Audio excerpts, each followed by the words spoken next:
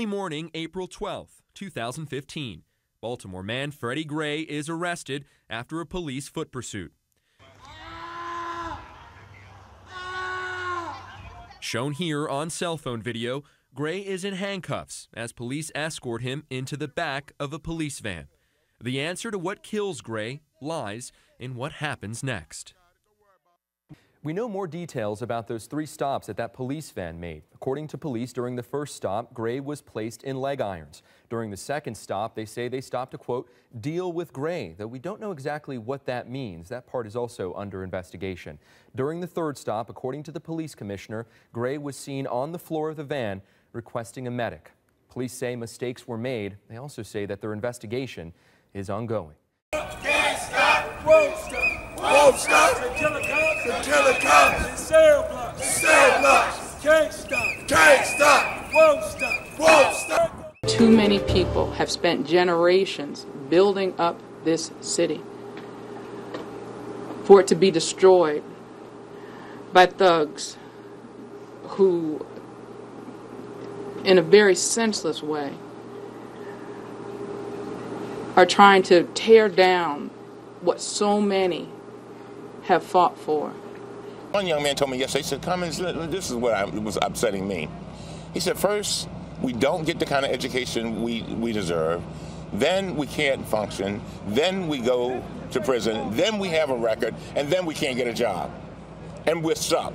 And so some kind of way, not just Baltimore, by the way, but the entire country needs to take a warning from this. We have got to do better by our children. And I say to all of my elected officials, I say to them, we should want for these children what we want for our own. I had my turn. I want them to have their turn. Simple as that. What can you?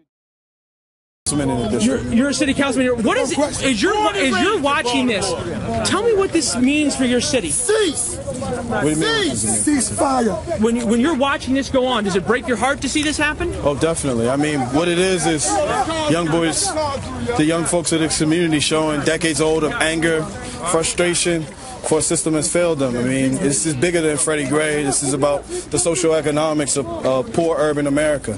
And, you know, these young guys are frustrated, they're upset, and unfortunately, they're displaying it in a very destructive manner. You know, when folks are undereducated, unfortunately, they don't have the same intellectual voice to express it the way other people do, and that's what we see through the violence today. Social economics of it. It has nothing to do with West Baltimore or this particular corner in Baltimore. This could erupt anywhere in socially economically deprived America. Well, we've certainly seen this in other cities. Obviously, Ferguson comes to mind. We also see it at rallies like Kentucky. When Kentucky lost their basketball game, we see crowds of that loot and that flip over cars and stuff. But unfortunately, you know, all of the 95% of the positive rallying that has been occurring here in Baltimore, the national media is going to focus on this. But listen, a black man can raise his voice. A black man can raise his voice, and you don't have to be intimidated. Because I want you and Fox News to get out of Baltimore City. Because you're not here reporting about the boarded up homes and the homeless people under MLK. You're not reporting about the poverty levels up and down North Avenue. 2 years ago, when the 300-man march, and we marched from the top of Hilton to from Hilton and North to Milton and North, you weren't here. But you're here for the black riots that happened. Right? You're not here for the death of Freddie Gray. You're here for your story. No, I want to talk to you without the cameras. Hey, this is not for YouTube. This is serious. I want the cameras off. I want the cameras off. I want the white media out of Baltimore City until y'all are here to report the real story. And that's what it was. It was after the high school students got out. And I think that was on a Monday. I think Saturday was when we had the minor protests. And wasn't it that Monday that we had a large scale, that's when it all kind of broke down and kind of broke up.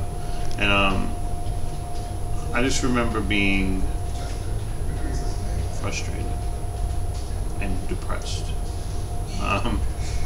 Because, you know, I was raised in this city. I was raised in that neighborhood where it happened. What I see happening at the protests is people coming together and using their common experiences as like an icebreaker to share like a connection. it's like a really nice thing because it's an entire street and like city full of thousands of people who have all had common experiences with the police that have led them up to this point. And people talk about ideas like the police being the most organized gang in Baltimore. So in the Freddie Gray riot, I think that people didn't know how to protest, because I know that that was the goal, but you know, everyone doesn't know how to protest. So I think the only way that they really knew how to do that was through violence. And yeah. See, like for me, I felt as though it was like a ticking bomb waiting to happen because of all the other tragic incidents that happened between cops and African American men. And the thing is, because of all that, they was just basically saying that they were tired and they wanted to do something, and their intentions were right at first, but then, you know, things got out of hand and then they started doing other stuff, and I felt as though that they needed leadership and guidance, and if they would have had the right leadership and the right guidance and people actually showing them the right way to do, you know, protesting and stuff like that, then it wouldn't have really got out of hand. I used to teach in Sandtown, Winchester, where a lot of the activity occurred, and also where Mr. Freddie Gray was killed.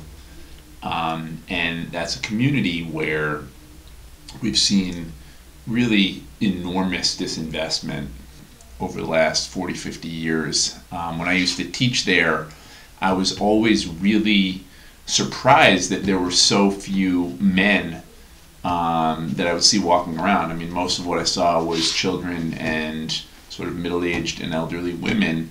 And I remember asking a pastor from one of the churches that was near the school I taught at, like, what gives? Where are all the men? And I remember him telling me, well, so many of them are either dead or in jail. But the way I prefer to look at it is, it was actually an uprising. Because as Martin Luther King said, a riot is just the language of unheard people. So it's the vandalism does not show that people have no concern for the law or have no concern for morality. It just shows that they don't feel that they're being heard by the system, because people have marched in Baltimore from the 60s until right now, and there has been no change of the way police act towards the black community.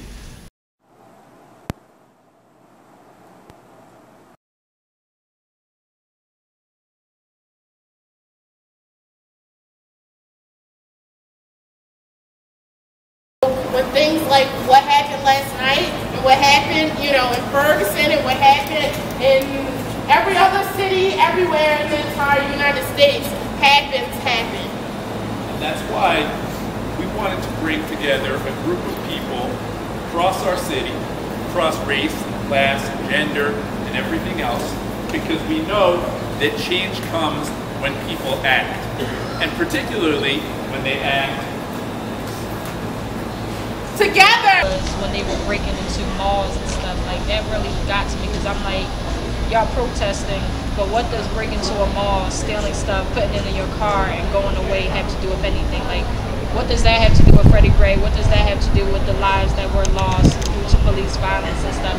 Not just plenty of examples of murder, right? And you need independent investigations, internal investigation, 5 days for this, 10 days for that, 20 days for that. In a matter of hours, you get the National Guard. Like, where are you prioritizing? I don't know what it takes to people to understand that, like, okay, it's 10 p.m. right now, like, it's not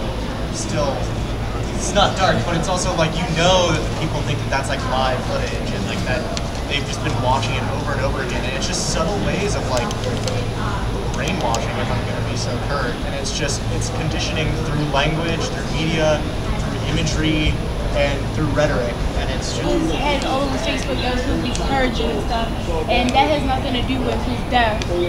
That was not something, and on the day that he was burned, that was uncalled for.